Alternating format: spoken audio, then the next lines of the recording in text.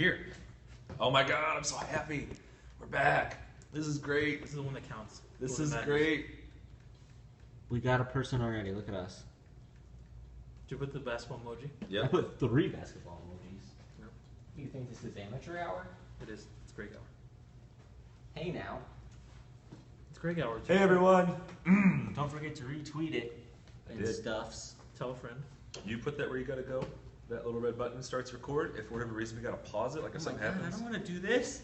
Like it's a fire Whoa, alarm. whoa! I didn't know there was going to be a hoop. What do you mean? Look at that. We got 8 When I people was already. putting it in, see, look, here it shows up as a basketball, right? Mhm. Click on the Periscope link. All right, we're here. Hold on. Look Ball at is look at the life. move, right? Oh my God. Greg's blown his mind right now with the Periscope app. My emoji game is pretty weak, Oh, we have and a lot of so people. I'm easily Is, surprised by things. Is anyone familiar with us from the football podcast with Periscopes that we did? We got any people that followed us from that? We got. Let's Or see. is this a whole new audience for basketball? I'm curious. Who are our fans? It was Jacob Hinojosa, right? We have Is that a 14 kid? people. Is Jacob Rodriguez? Is Ricky 956? Barbecue King? Jet Setter? Yeah, those are our guys. Are those guys out there? Chris Defier? Chris Official? Who was the kid from Brownsville Vets? It was Hinojosa something. Something. I don't know. I feel bad. He liked Pokemon. That was a fun. He was here for football. Yeah, I remember that. I remember this, the Lion King emoji. I remember you. Woo! All right, welcome back. We have 18 people. This is going to be the Well, girl. somebody's jamming down the heart Funny. button, so they're gonna. We're going to be doing our boys and our girls basketball Periscope / podcast. Yeah, is Saul jamming down the heart button? I assume he is. He's on the show, so yeah. Well, see, because they're gonna bring in all these people. It doesn't matter. It doesn't matter. I mean, there's not gonna be any stickiness. I'm John LaFalla. This is Greg Lucas. This is Mario Aguirre. We're going to do a live taping of our podcast for basketball. We're going to do these once a week, every Wednesday, going into Thursday. Thanks for joining us. I was the host for the football podcast, but we're going to let Greg do the hosting duties now. If you want to know how you become a host, you just got to be a white guy. So. Wow, there you go. Make it That's not official true. right off That's the not bat. true. That's not true. We're an equal opportunity. We are an equal opportunity podcast / Periscope employer. I mean, we better be where we're. Megatron is retiring. Such a It's sad for me. Yeah, you know, he's got money. He's got a healthy brain still. Let him leave. Yeah, good for him. There you go. Anyways. Yeah, that is good. That is good. Anyways, All right, I'm ready to go if you guys are. all right, just hit that little button and we're good to go. Oh my God! In 3, 2, 1. Hello and welcome everybody to the RGV Sports Basketball Podcast, the first one of the year. I am going to be your host for this show, which we will be doing weekly going forward, and my name is Greg Luca. I'm joined here by our girls basketball writer, John LaFollette, Hello. and our boys basketball writer, Mario Aguirre. Hey, Greg. How are you guys doing today? Doing Are good. you excited to be here for basketball I'm season? so excited to be here for basketball. I think we're a little bit later than we might have promised the people, but I don't think we're too bad on time overall. So Yeah, and if they're mad, what are they going to do about it? yeah, right. They have no other options. So let's just get right into it. I want to get a feel for, because I have not covered any basketball this year. I want you guys to get me caught up on who's good and who I need to be keeping an eye on and who I need to know about. And there's no better way to do that than to run down our top 10. So Well, before we let's- do that, Oh, more. I got to call out Mario for pulling a Bill Simmons and having his phone on during the podcast. Every Bill Simmons podcast, there's always a part where the phone goes off. You gotta whoever's texting you, tell him to go away. It's Texas, And Snapchat. we couldn't it's- even use his phone for the Periscope because he's too big. Ball is He's life, keep Mario. rolling Tell up. the Snapchat people to go away. Well, see, this is why we start with you. He can do his thing. But yes, There. he'll do that, and I'll run through my top 10 Oh, okay, real you quick. turned off he got everything silent. All right. So now, what were we about to do, Greg? You were going to give me a rundown of the top 10 in like one sentence on each team, just so I know who we're talking about. All right. Well, I don't want to give away the best first, so I'll start with 10 and work my Okay, way that up. works. Number 10 right now is McAllen Memorial. They're 14 and 11. They have Ebony Johnson. They got Victoria Izaguirre. Right now, it's just Ebony Johnson because Victoria Izaguirre had knee surgery. She's out for 3 weeks. That's something to look forward to going forward. Number 9, Rio Grande City. They're led by Josie Amaya, one of 3 players to have an average double-double for girls basketball. Number 8, McAllen Rowe. They've got all 5 seniors returning from that team that won the district last year, and they're in 36A. I expect them to get the district championship again this year. Number 7, Los Fresnos. They are 15 and 9. Number 6, Enberg High. The Lady Bobcats there. They won 23 games all of last year. They're already at 21. Looks like they're going to be a much more improved team than last year. Number 5, Sheridan High. They're the highest rated 5A team on the podcast. They're in the top 10. They are led by the twosome of Anna Marshall and Maddie Garza, both average a double-double for the Lady Rattlers. Number 4, Weslaco High.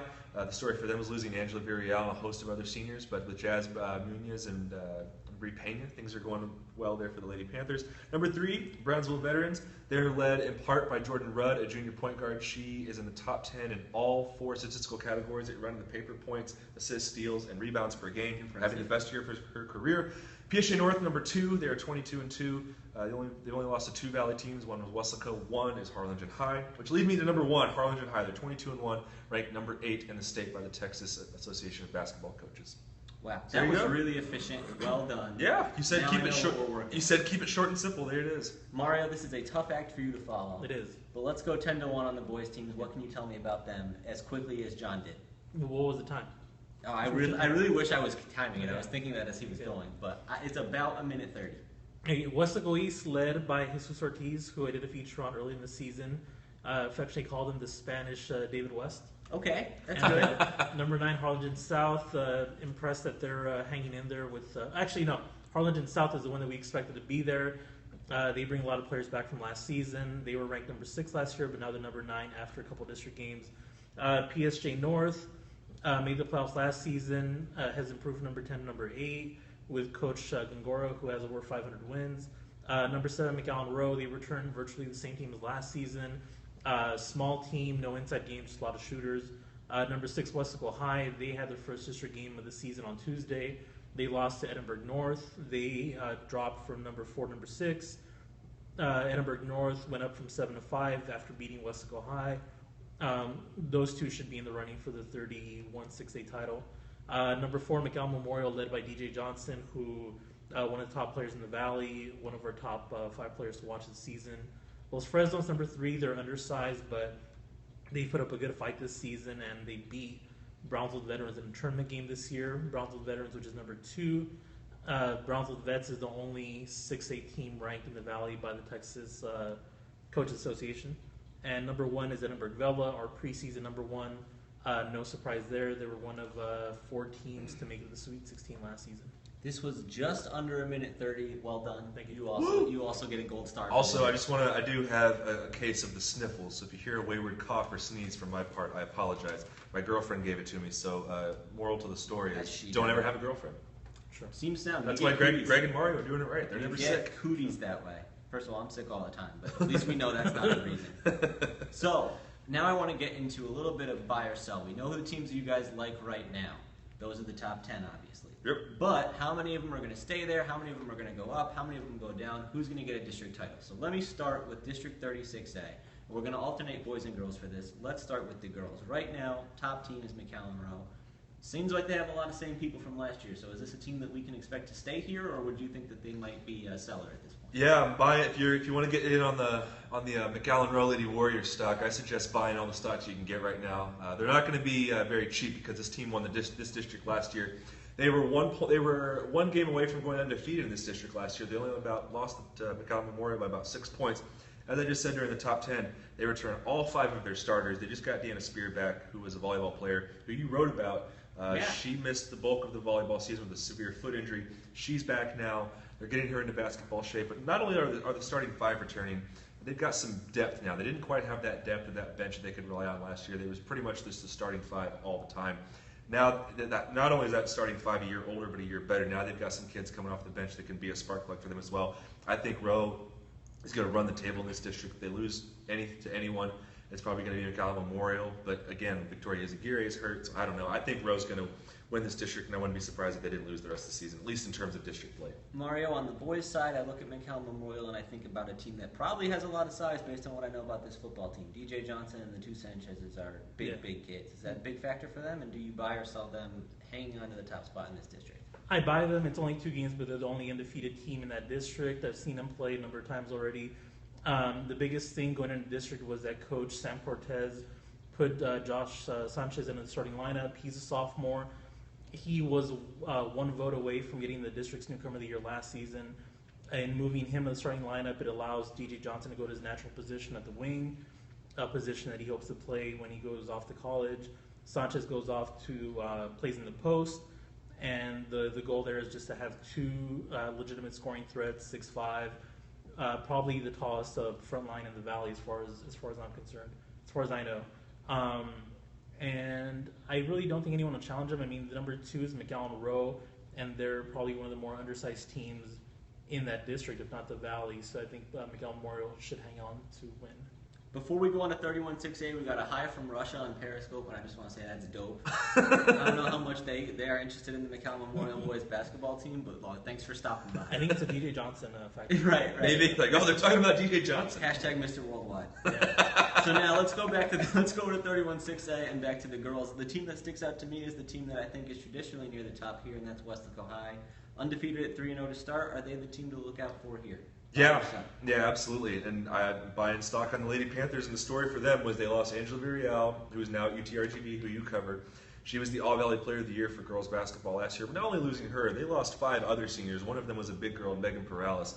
So they went from a team that had balance and had some depth to a team that is pretty much oriented on the perimeter. They've got 2 guards, Jazz Munoz and Bree Pena.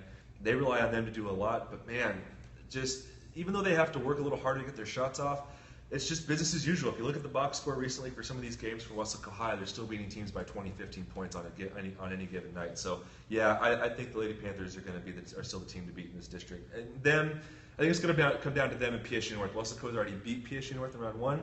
Round 2 will be at Westlake High. If PSG North wants to claim a share, I should say, of the 31-6A title, then that's their chance to do it. But I think Westlake High is going to be near the top of this district the rest of the way. I know you like those 2 teams. I see Westlake East at 3-0. Could they be a factor? They could. I know the Westlake East is 3-0. I just wrote a notebook item on them. My thing with them is they're 3-0, but the 3 teams they've beaten are all in this bottom half of this district.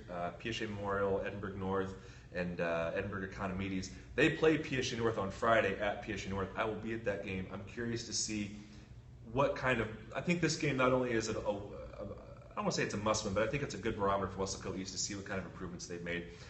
This time last month, they only scored 13 points in the loss against Brownsville Rivera.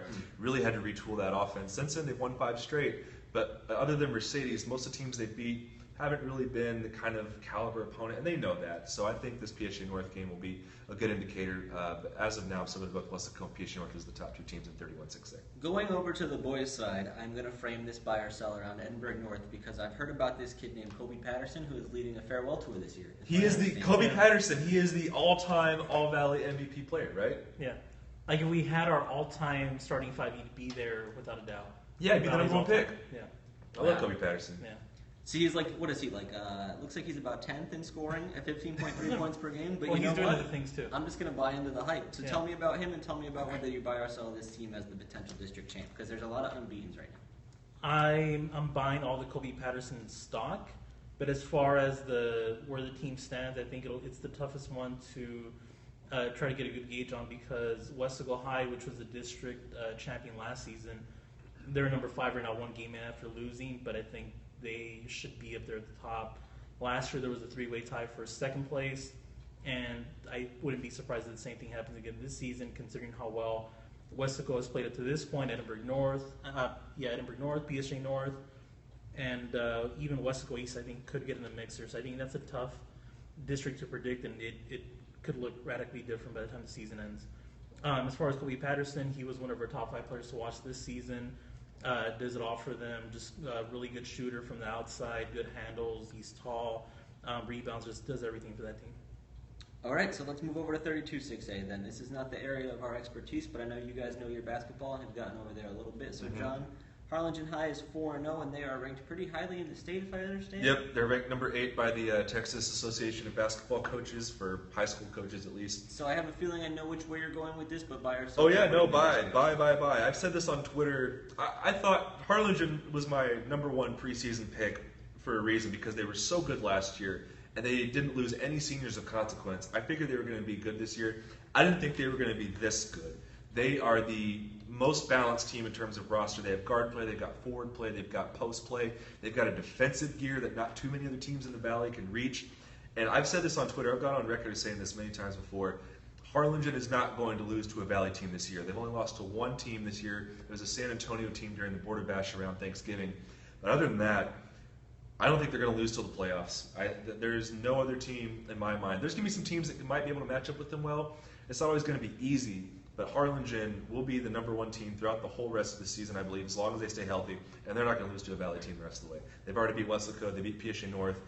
Brownsville Vets lost to them 0-2 last year in district play. I don't see a reason why they're going to win against Harlingen this year. They're just too good and they're too loaded. They are a very, very, very good team. Absolutely. 32-6A has some highly ranked teams on the boys' side as well, with Brownsville Veterans coming in at number 2 as the top-ranked 6A team, but Los Fresnos is right behind at number 3 in our RGV Sports Top 10. Yeah. So, Mario, let's talk about Brownsville Vets. Buy or sell them taking away the district title this year at this point?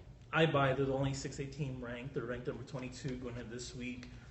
Seen them play a couple times already. They're very athletic. They scored 100 points against at Calgelsa earlier in the season.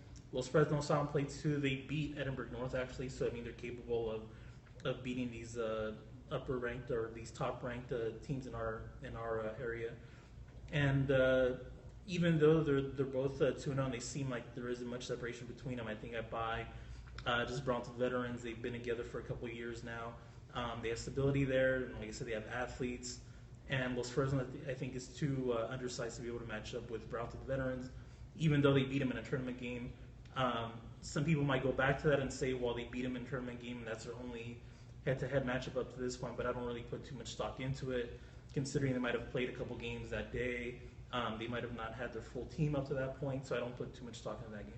One of our Periscope commenters noted that Los Fresnos, at least this person believes, has played a harder schedule than Brownsville Veterans. I guess we'll see how that shakes out as they get to play each other in district down the line. So now we get to move down to 5A, where in 31-5A for the girls, the team that sticks out to me is Rio Grande City, because I don't know how often we see them at the top of the rankings for basketball. No, So buy or sell them being able to maintain this 3-0 start? I like Rio Grande City. I'm buying them as a playoff team in this district, but I'm selling them as a district title winner. I think it's going to come down to either them or Sherryland. But Sherryland has a bit more seniority. Sherryland's been here before. You know, like everyone knows about Sherryland High girls basketball. Rio Grande City is kind of on the up and come.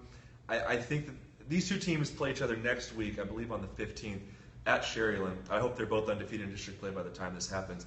I really was high on RGC coming in this year. They almost made the playoffs last year despite having their best player be a freshman. Now they've got Josie Amaya, who's a sophomore. She's averaging something like 20 points and 12 rebounds. She's getting like 3.5 blocks a game, like 2 assists per game. She's doing a lot for them. I like that team, but I don't like them more than Sherryland. But like I said, they're still a playoff contender, but I don't think they're going to win this district.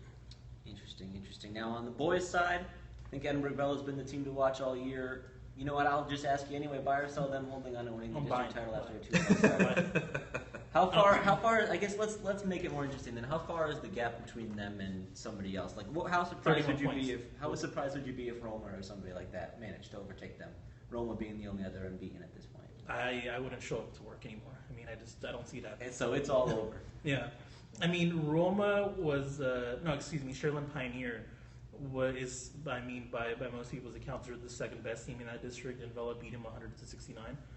And there was some letdown, I think, in the end by Vela, so I think the margin would have been a little bit wider. But I don't really see anyone really staying next to Edinburgh Vela. Roma has had a good year with the kid affectionately known as Shaq, or who we dub Shaq, who's 6'3". Oh, right, your boy. Who's 6'3", 250 the pounds. Shaq of Roma, right? Yeah. The Shaq of Roma. Manuel Sepulveda. Shout out to Manuel Sepulveda. Yeah.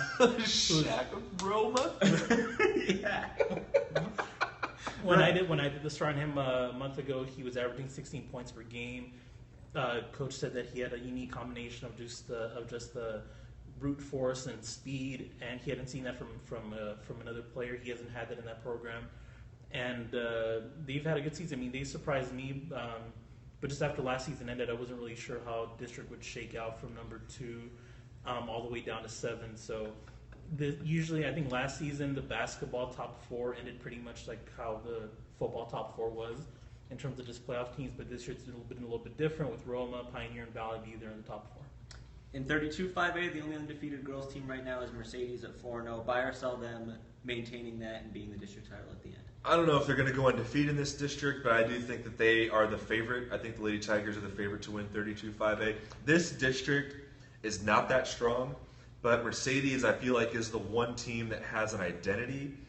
They have shortcomings. They don't have much size. They can't get that many rebounds in a game. They can't really shoot as well as they want to, but I feel like they're a team that knows who they are, and there's something to be said for that. But you look at the rest of this district, no one else is above 500, at least overall. And so some of the competition here, like Porter's 2-20, Donna High fell apart. They're 6-18. We'll talk about them later. And PHA Southwest is 5-19. Donna North has lost a couple of games in a row here. So there's a lot of struggling teams that I think Mercedes has some advantages against. The thing with them is they don't, like I said, they don't have size. I haven't seen PHA High play, and I haven't seen Brownsville Pace play. But if those teams are bigger, they could give them some frustrations. But I think Mercedes is definitely the team to beat in this district. And we've gotten some comments on Periscope regarding Mercedes. We have Rio Grande City in the top 10, Mercedes and McAllen Rowe in the top 10. They're number 8 and number 9. Mercedes has beat both of these teams, and some of my rationale, and I guess I'll just get into this. My rationale with Mercedes is, and I always think about them every week whenever I do my top 10. It's not like I completely disregard them, but my thing is, like, yeah, they beat Rio Grande City, and yeah, they beat Rowe, and then they turn around and they lose to teams like La Feria, who is a 4A team, and they're a very good 4A team. That's a team that I think Mercedes should beat. Also, like I said, this district is so below where all these other districts are. It's kind of hard to gauge where Mercedes really is, you know? I know Mercedes is 4-0 in this district, but if they're in 31-6A, I don't think they're 4-0. I don't even know if they're a playoff team in 31-6A. Same with 32-6A with Harlingens and Brownsvilles. So just given the kind of teams that they're surrounded with, it's really hard to gauge what the Lady Tigers are right now. It really is. Maybe we'll see them sneak in there as the other teams beat each other. Right. On the boys' side, there are 3 unbeatens right now, but Mario, let's stick on the one on our side. And, let's keep it with Mercedes. They're 2-0. Is that a team you would buy or sell for the district title going forward? I think that's what I'm a little bit uncertain about too, because I've seen Pace once. I haven't seen Mercedes yet, but just Pace. That group's been together for now 3 to 4 years. I saw them gradually come up from not winning a district game or winning one district game to making the playoffs last year, losing to a very good Mission Veterans team, and this year they've been pretty competitive. Mercedes is dealing with bringing in a new coach. They're at 500 overall, 2-0 in district. They're coming off an 81-80 win over at Cal Chelsea yesterday. Multiple overtimes, right? Yeah, and just in talking to him tonight, he was saying that how he's pleased that they're at the 500 mark, but he was hoping that there were 2 games in which he felt that they could have won, making it 12-8, and that would have been just the ideal situation. But I think up to this point, he's pleased that they're right there. They're in the hunt for district title, even though he's new to the program and still getting acclimated to some of the players there. So iffy. I mean, it's either Mercedes or Brownsville Pace. This is also a district that seems, at quick glance, had nobody ranked in the top 10. Are they in a weaker district in terms of the league overall? Yeah. So I mean, I think it is. I mean, you don't see teams there that traditionally make the playoffs in basketball at least. You have PSJ Southwest, which is looking to make it for the first time, at Cal Chelsea, which has a new coach, PSJ High, which didn't make it the last 2 years, I believe. Donna North, new program. So, I mean, it's not really, it doesn't seem like it's the most competitive district in the Valley. So now we have a little bit of an overview of all the top teams, but I want to get you guys to go a little bit deeper for your districts. And let's start with the girls' side. Give me, to start off, the most impressive team to this point in district play, which is just a few games. Who's caught your eye early, John?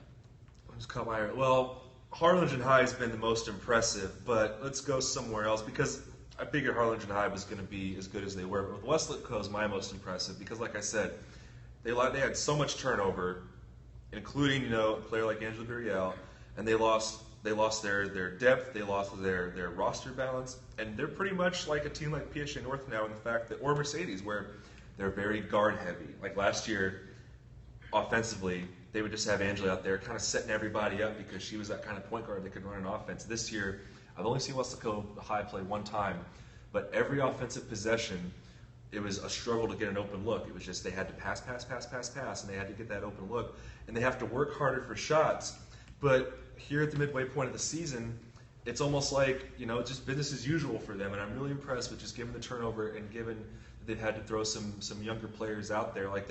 Bree Pena, their point guard, she's only a sophomore. But she's playing very well right now. I'm very impressed with her and the rest of this team. And like I said at the top of the show, I think they're going to get a district championship this year. I'm very, very, very impressed with Lady Panthers for sure. Now, these are the teams, those two especially. You talk about Harlingen, you talk about Westlake. These are teams you saw coming. Give me the biggest surprise team, somebody that wasn't on your radar but has showed well so far. Biggest surprise team that that's really tough because I must say I'm a basketball hoops expert. So, Right. How about this? La Jolla High School. Right now, they're about 500 in that district. They're 1-3 right now. I just saw them play yesterday or Tuesday, as it were, against Mac High. I picked a bad night to go see them because their best post player, Ashley Olivares, had the stomach flu, and every time out she was on the sideline puking her guts out. And then their best 3-point shooter went 1 for 13 from the field. But I've seen enough stats and I've read enough about them and I've heard enough about them to where they have a solid inside game, and they are capable of shooting from outside from a pretty decent clip. So my thing with them is, they want to make the playoffs. They got to beat Mac High to get there. They got to take care of business against Mission, against Juarez Lincoln as well. But they have a puncher's chance, and going into the second year of their coach there, Renee Zamora, I wouldn't be surprised. I know that La Jolla being in the playoffs is not a very common thing in almost any sport, aside from maybe soccer, I believe. But I would not be shocked. I put this on Twitter. I've said this. I would not be shocked if the Lady Coyotes were in the playoffs coming up here in a couple weeks. So impressive. I guess that's who I would say has most impressed me. Now, I know this is another tough one, given that you're a hoop expert and you're never wrong. But who has maybe disappointed you or not lived up to the expectations you had for them coming? Oh, that's easy. It's Donna High. Oh, Easy. okay. Oh, it's easy. It's the Lady Bravettes at Donna High. I picked them to be the 32-5A district champs this year. That didn't happen. It's not going to happen. It hasn't happened yet, but it's not going to happen. Not only did I pick them, but even the coaches, the Rio Grande Valley Coaches Association, picked them to do it because, Mercedes is good, but they lost their 2 big players, so their weakness is they have no inside game. Donna had some size, they had some roster balance, and they pretty much had the same core returning that won that district title last year. Well, I haven't had a chance to talk to Coach Kevin Cromer, but I've talked to enough people who are familiar with the situation there. Eileen Garza, one of their 2 best players, has been hurt and injured. Not only that, but Lauren Williams, their sophomore point guard or junior point guard, I believe, who is their best player and their go-to girl, she has quit the team. And there are other 2 players, I'm not sure who, but from what I understand, they asked to be moved down to JV because they were unsatisfied with playing time on the varsity level. So, so this entire core that they had that made them so successful has just been obliterated by injury and ego. And as of now, Donna High they are 6-18. They're only 1-3 in this district, and I don't know what they're going to do unless Lauren Williams tries to come back and walk through the door and try to make things right with this team and get back on the team. And Eileen Garza comes back. I don't know what they're going to do. I think this team is not a playoff team at all. That's crazy because you mentioned the record. It's a plummet. They're not even close. No, they're not even close. And some of these games that they're playing, they're getting blown out consistently. It's almost like just by judging on the scores, it's almost like they're a JV team out there right now trying to play some of these games. So looking at these standings, there's a lot of teams with 3 games, a lot of teams with 4 games. So what are you still unsure about? What's the biggest unknown at this point? Who do you need to see a little bit more of to figure out where they're going to shake out? Okay. Well, I got 2 for you. Weslaco East, as I mentioned earlier, they've won 5 in a row. They're 3-0 in this district, but they really haven't played some of the teams that like I said, who are up to snuff with where they want to be, and they know that. I talked to Coach Cromer on the phone today, Coach William Cromer, who's the brother of Coach Kevin Cromer there at Donna. They're brothers. It's his little brother there at Weslaco East. I had a chance to talk to him. He knows that, it's one thing to beat PSA Memorial and Edinburgh Econ. It's another thing entirely to beat PSA North at PSA North. I want to see them play some more, especially after this revamped offense, and that's what I'm going to see on Friday when I go see them. But I also want to see Sherryland High. I've seen that. It seems like I know that they're really good. They're, like I said, they're number 5 in my top 10, or the RGVSports.com top 10. I'm not the only one who votes, I should say. But I feel like the right matchup could beat them. I feel like if they play a team with good enough guard play, that might be their downfall. They've already played Mission Vets, who has Ashley Smith, who is one of the 3 best scorers in the Valley. Sherryland only beat them by 4 points.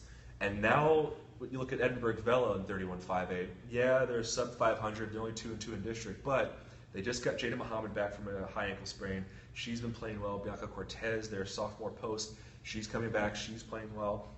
Bella hasn't been healthy, and I think that is a possible matchup that might be able to give Sherryland some issues. I guess I'm more curious to see how Sherryland looks against teams with superior guard play, because with Sherryland, it's all inside. It's all Anna Marshall. It's all Maddie Garza. They have a guard, Sonia Trevino, that can do some things when relied upon, but I want to see them against teams with guard play. So those are my 2 answers to that question. All right, not a bad rundown. Mario, are you ready for the hot seat? I am. Okay, so we'll start you off the same way we started John. The team that's impressed you the most since the start of the district season. You know what? For you, it's kind of early. Kobe! Maybe you just want to go overall. But Kobe! factor in some district play as much as you can. Kobe! Real quick, the Shaq of Roma, does he talk like Shaq? TBD. Hey, how about this? Hey! Can you be, for this podcast, I don't from want here to on do out, voices. you can be Ernie Johnson from TNT, I'll be Shaq, and I'll be Charles Barkley, and you can be Shaq, Mario. Okay.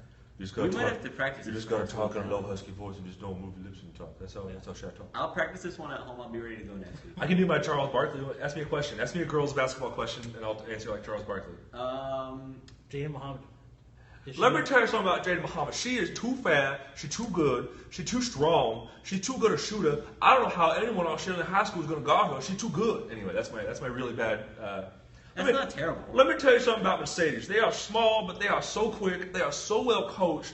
And that district is so bad. I don't know who's going to beat them. Mercedes is so good. Anyways. It's getting a little worse as time goes on. Yeah, it's bad. It's really started bad. strong. It's starting strong, and then it's like the story of my love life. Anyways. Got Got him. Where were we leading? Oh, yeah, you were talking about something You else. were talking about the most impressive team since the start of district play as much as you can, but I guess since there's only a couple of games, maybe you got to look back a little farther. But just who's really impressed you so far? PSJ Southwest, simply because they started the year with 16 players, and they only have 5 of those players now because of grades, injuries. More than anything, it's injuries.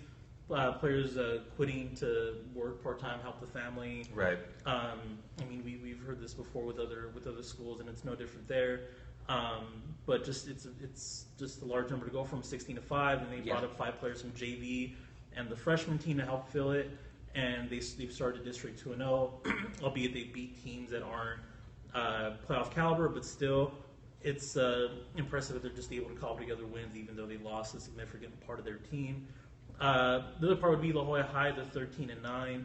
They're looking to break year or decade-long playoff drought. I don't think they've made the playoffs since they've been open, but they're looking to do that. They have a new coach with Eric Montalvo, who was at Horizongan, I think, if I'm not mistaken. Those just considering the circumstances, but as far as just the overall solid play, I would say Westaco High, even though they're number 6 on our list, I just think they're loaded. They have a deep team. Just in talking with Coach Valdez after the game, he said that they've had this thing this year where they just lose, or any close game that they lose, it's because they don't make shots down the stretch. He doesn't think they're executing or following through, that if their shots don't fall, that they're not really playing inspired basketball at that point, and they get discouraged by that. So if that comes together, he's confident they'll be able to be there at the running for district title. But I think that's a really deep team that might have been overlooked, even though they were like number 4 or 5 in our preseason pick. I just think they're a really strong team, and really has the potential to be a top 3 team, down the line. It sounds like PSJ Southwest and La Jolla High might fall into the category of surprise for you, but is there anybody else you would tag as that? Anybody who you would consider the biggest surprise to this point?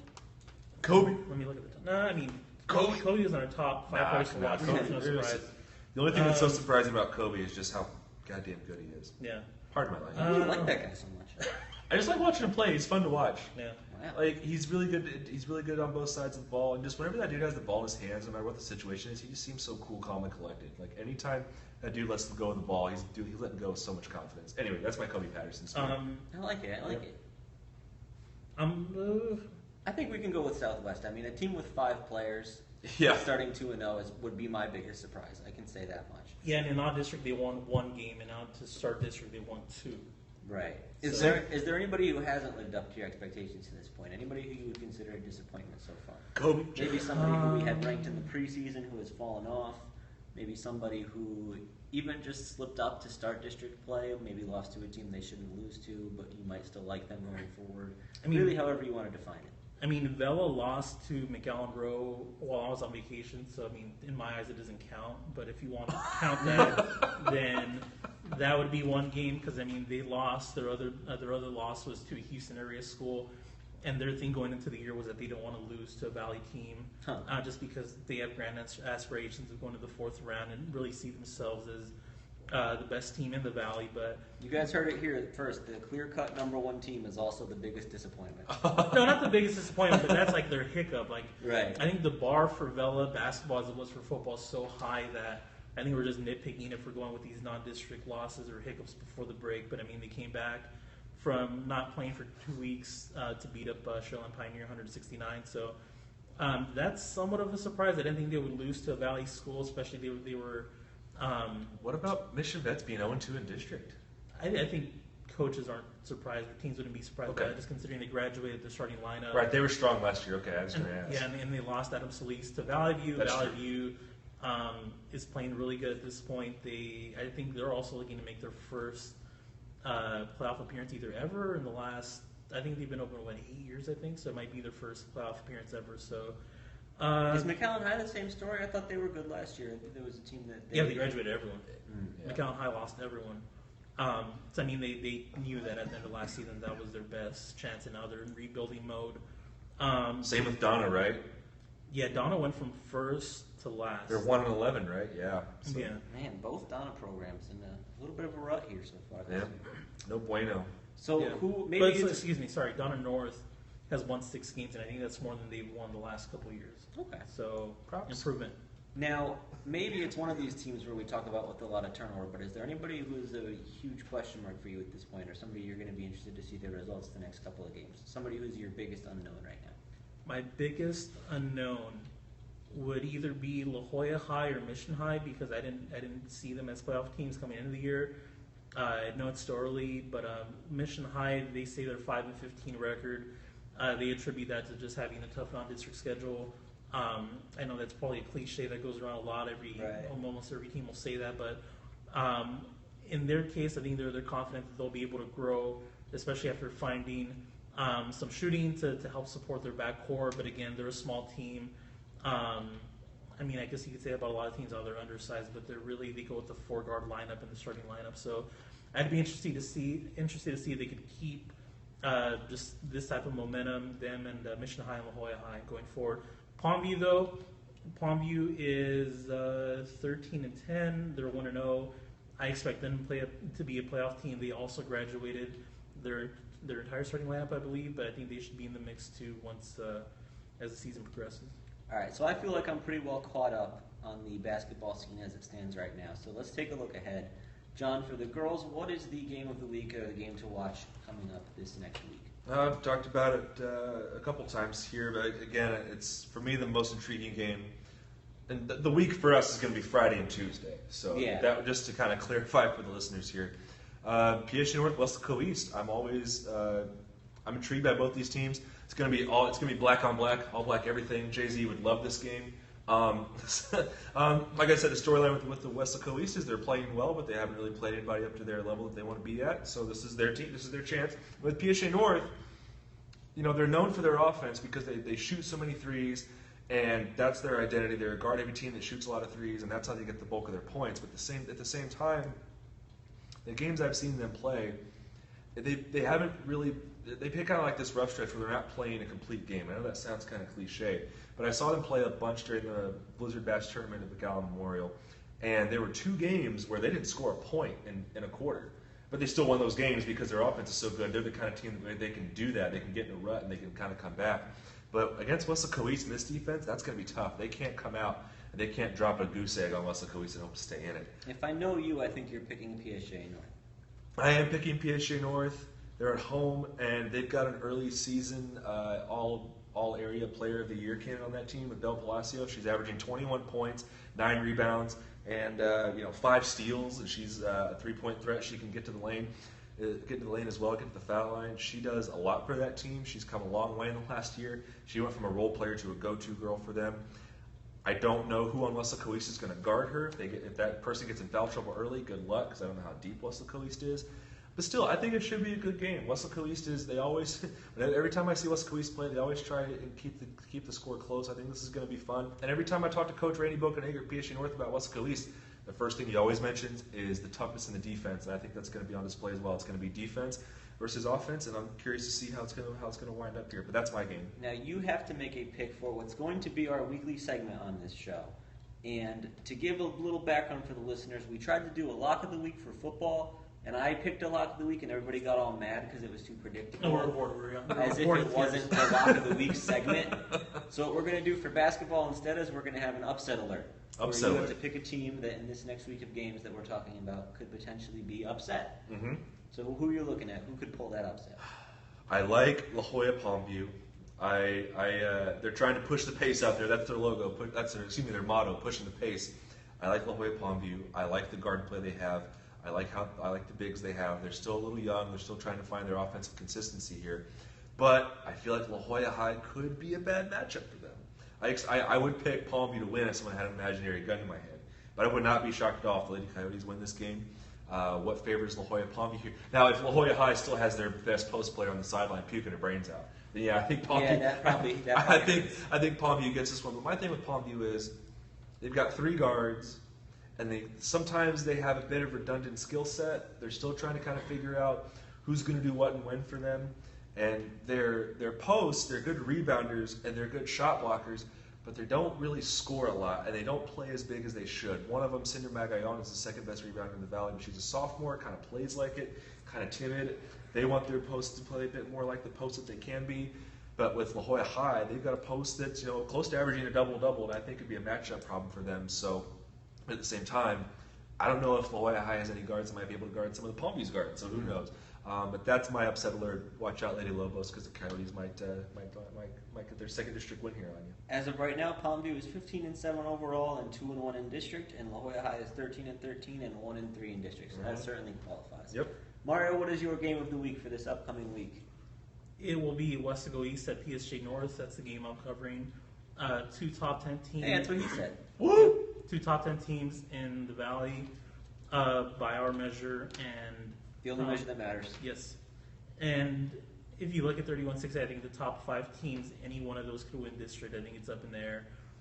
And this is their first meeting this season. And the second best game, I think, would be La Jolla High, Palmview.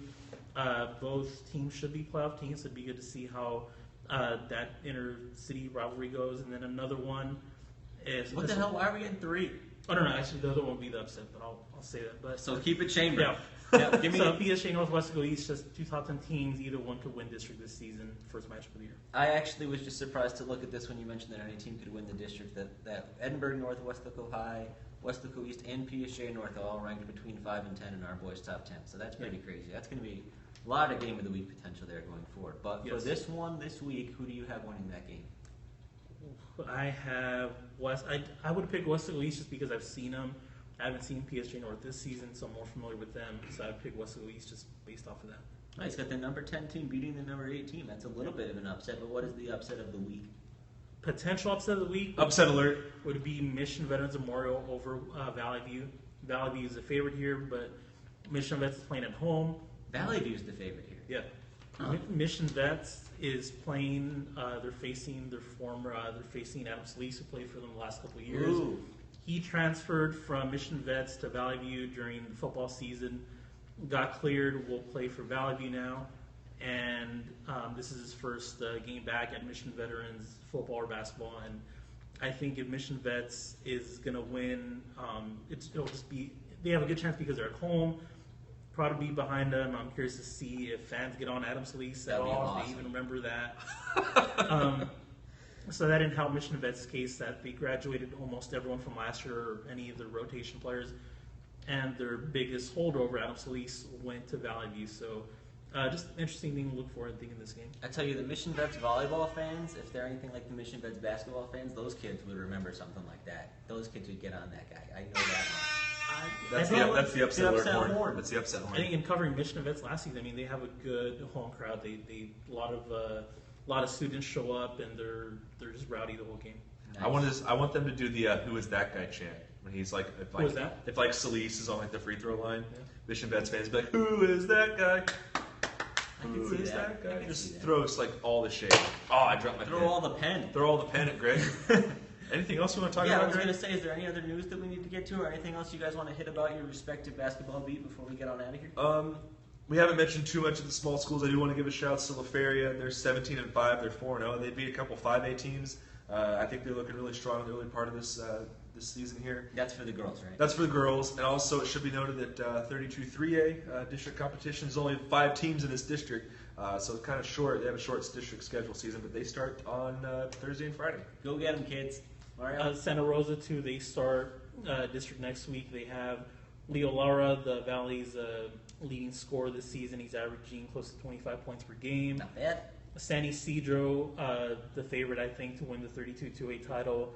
4 Sweet 16 appearances in 23 years with Coach Garza, who got his 500th win a month ago. He has 12 district titles and 7 runner-up finishes during those 23 years. So they will add another banner more than likely this season. Well, then that ought to do it for this week. We did it. If you would like some more RGV Hoops coverage, you can check us out on RGVSports.com, where there are 2 notebooks that should be live as of this moment for boys and girls basketball, respectively. You're going to get more game coverage over the course of the week, of course, and then you're going to get the same podcast next week when we'll be back with more stuff. In the meantime, you can find us on Twitter at RGV Sports. You can get all your girl stuff on Twitter from John Ware. At John Filet. And you can get all your boy stuff on Twitter from Mario Ware. Mario_Aguirre. And then we're on Facebook.com/RGV Sports. And like I said, the Twitter. And you're probably already following us on Periscope if you're hearing this right now. I gotta say that I felt Twitter famous the other day because I ran into Ashley Lavaris after that La Jolla Mac High game. She was at Whataburger. She looked miserable because she was sick. But I introduced myself to her. She's like, "Oh yeah, you're John Filet," and I was like, "That felt so good." Nice. I was like, "Yes, I'm Twitter famous." Your entire gambit of making your Twitter handle at John Filet has paid off. Yeah, it totally has. Like, she's like, "Oh, I know you're John Filet." It's like, "Yes, I am John Filet." Say it again, John Filet. Anyways, nice, you did it. Worth it, and we've done it. So we'll be back next week then. We'll be back next week. Same bat time, same bat channel. Peace out, folks. Yep. Before, as you were talking just a little while ago, someone said that they think that Leo Lara is better than DJ Johnson. So if we could go 20 minutes on this, if you guys have time. You know what? I was just thinking as we were going through this that next week for funsies, I might just shout out all the leaders, and you can tell me a little bit about those people. Sure. But a lot of them are from small schools, so I don't know. I mean, that's fine. Okay. So do you know the Port Isabel girl who has 7.5 steals a game? Well, I mean, Crum wrote a story. By the way, there's no way that's accurate. According to Port Isabel Max Prep's page, it is. Are you questioning Port Isabel Max Prep? 7.6 steals per game. Are you questioning? It's mad fast. Dude, they play 4 teams, dude. Okay, so the other team can turn the ball over 7.6 times per game, but that doesn't necessarily... Maybe they press a lot. I want to go watch a Port Isabel girls basketball game and get to the bottom. No, you don't. It's nice. Yeah, it's nice. We went for the show. The okay, it smells show, weird out there. Dude, they're 8. It does. They're like 8 and 25. You don't want to go see them. So They have a there's nice no gym, way though. she's getting all these steals. I covered a volleyball game there. They have a nice gym. Any questions? Well, they did. Well, someone made a statement that Leo Lara is better at basketball than DJ Johnson. I don't know enough about this. Yeah. I abstain. Leo Lara is great at basketball, football, and what else? One of you guys saw him at something else. Was it I saw him in track and field. He was at the state track and field meet. I think he won a medal. I think. Okay, so last year when the RGVSports.com All-Star game that we had last year at State Farm Arena, then Vipers coach, what's his name? Nevada Smith.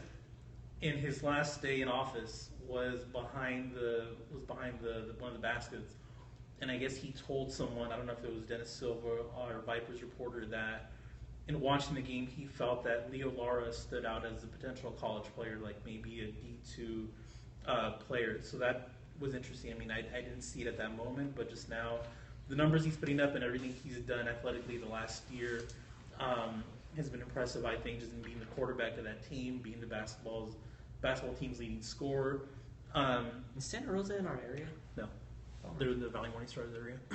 And DJ Johnson, just didn't see him. I think Leo Lara might be 6'1" to 6'3". DJ Johnson 6'7".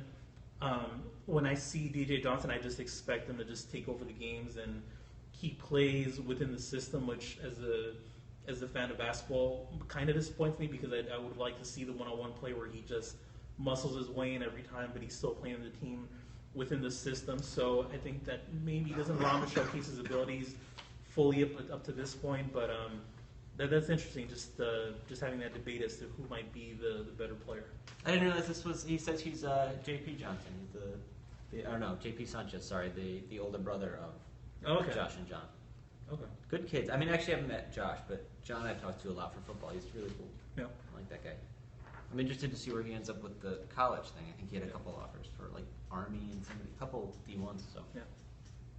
Anything else you guys want to talk about before we get on out of here? Any other questions? I'm getting ready to shut this thing down. So you better hustle. Any other questions? Happy to take some.